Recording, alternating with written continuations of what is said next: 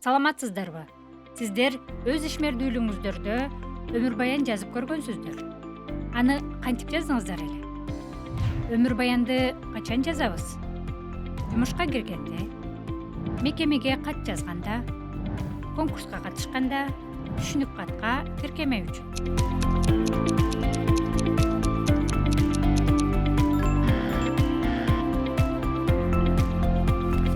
Бул сабагыбызда өмүр баян жазуунун реквизиттерине жана текстине токтолобуз.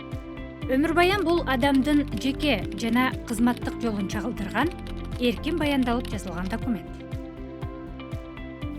Өмүр баяндын текстине төмөнкү сөз жана сөз айкаштары тиешелүү.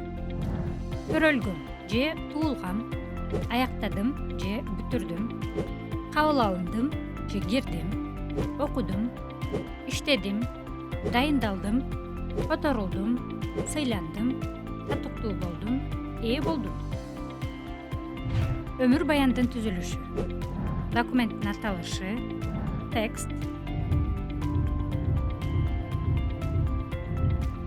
колу, аты жөнү, датасы.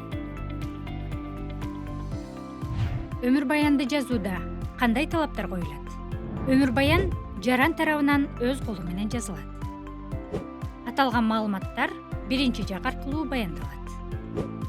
Логикалык жана хронологиялык ыраттуулук сакталышы керек. Бул иш кагазда автор өзүн өзү мактоосуна жана эмоциялык боекчолорду колдонууга жол берилбейт. Өмүр таржымалындагы бардык фактылар көркөмдөлбөй, так берилет.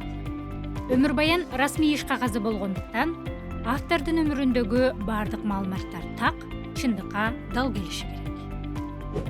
Өмүр баяндын көлөмү 1-2 барактан ашпоого тийиш. Өмүр баяндын үлгүсүн карап көрөлү. Жогоруда коюлган талаптарга дал келдиби? Карап чыгыңыз.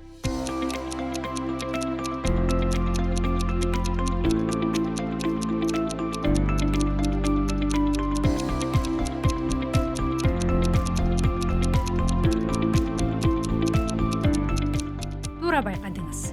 Берилген текстте бир катар стилдик каталар бар. Өмүр баянды туура жазуунун үлгүсүнө назарыңыздарды бурабыз.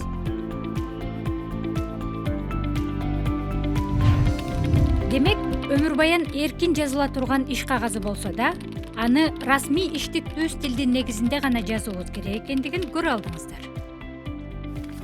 Сизге суроо: төмөнкү маалыматтардын кайсынысы өмүр баянда жазылбайт?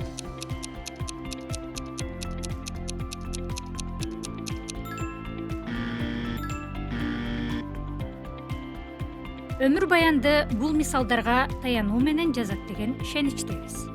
Саламатта болуңуздар.